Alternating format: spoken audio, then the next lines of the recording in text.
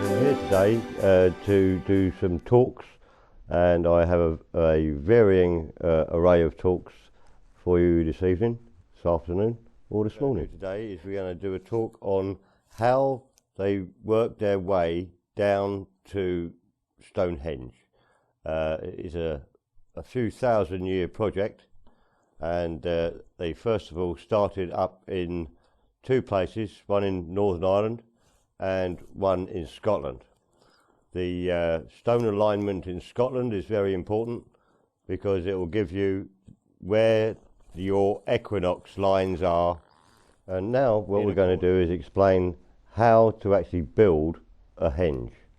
First of all, after you found the crossing transits to be in a straight line through the area that you intend to build a stone circle, first of all you want to clear an area.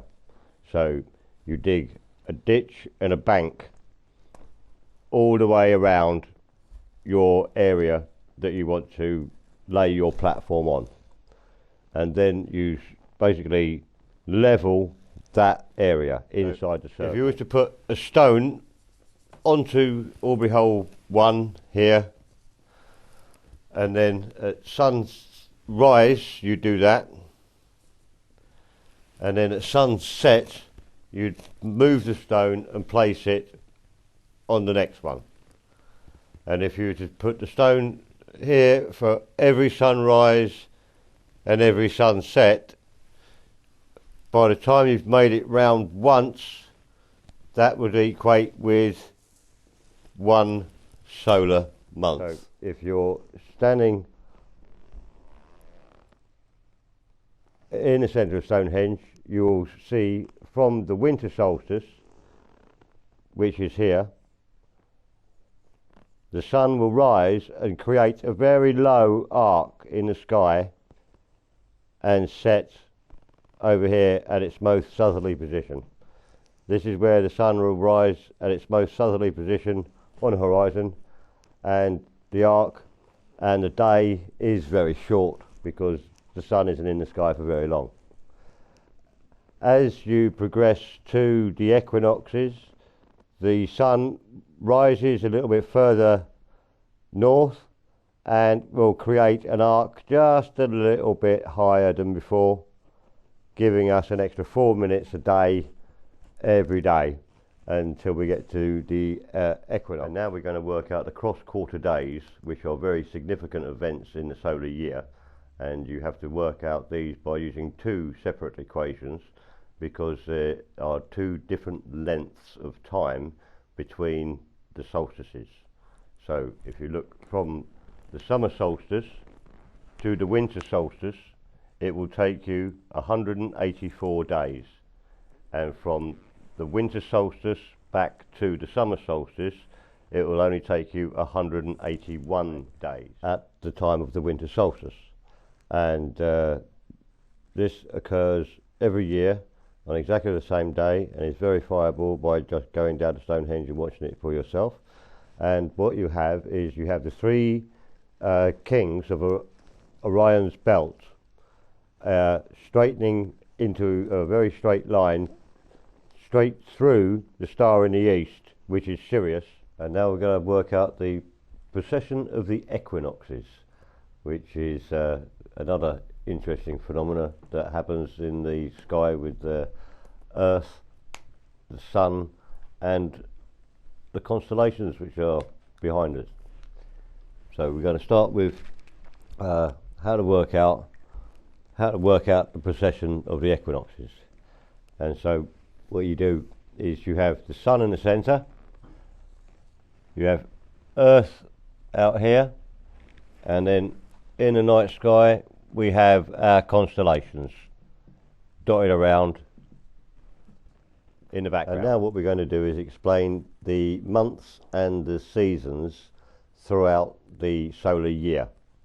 So you have at the top here 13 months, and each of the months is named after the tree of that name comes into season throughout the year.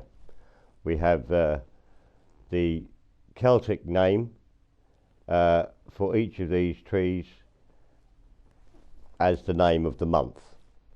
And then basically we have the English version of that name represented as the name of the full moon in that month. So the month of Beth will have the birch moon, because Beth means how to determine the east-west line, and you do that by observing where the sun sets and rises at the equinox points. And then what they've done is they've created two lines of stones in a parallel fashion with only approximately 18 inches between them, and this row of stones here equates exactly with where the sun rises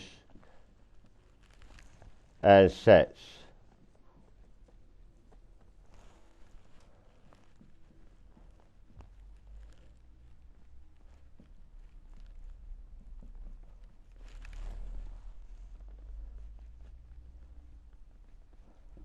On the both equinox dates.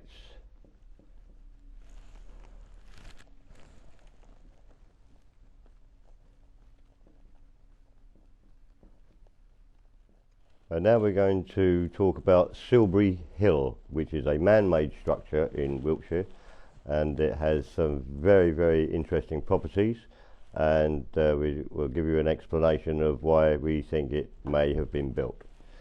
Well, first of all, Silbury Hill is an independent structure made purely of chalk.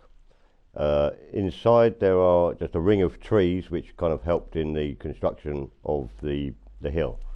So what you have is the construction of the hill starts off by building a mound of chalk and then driving in tree trunks in a circular fashion to form a barrier to hold in the chalk that you're going to dump into the top. And then you fill that up until the hill gets to the highest point on the horizon, which is approximately 135 feet. At the moment, what's happened is it has slumped down to about 120 feet.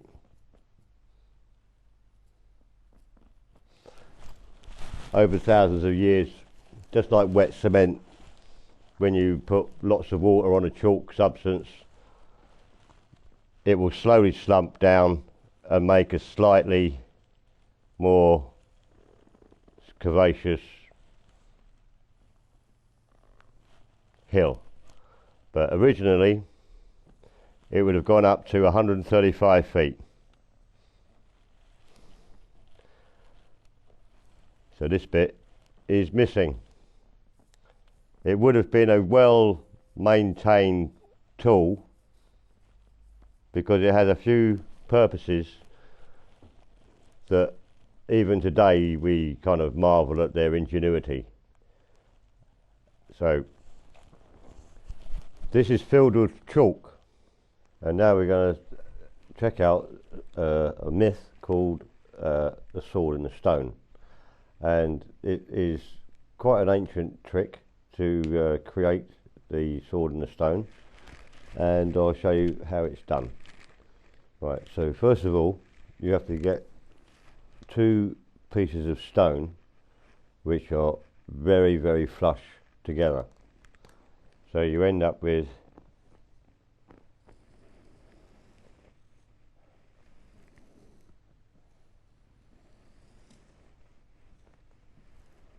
two long pieces of stone.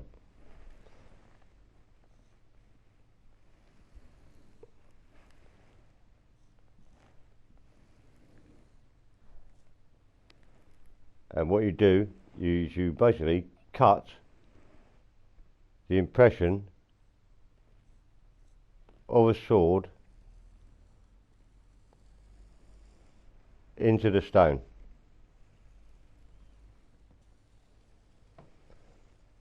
So you have two profiles.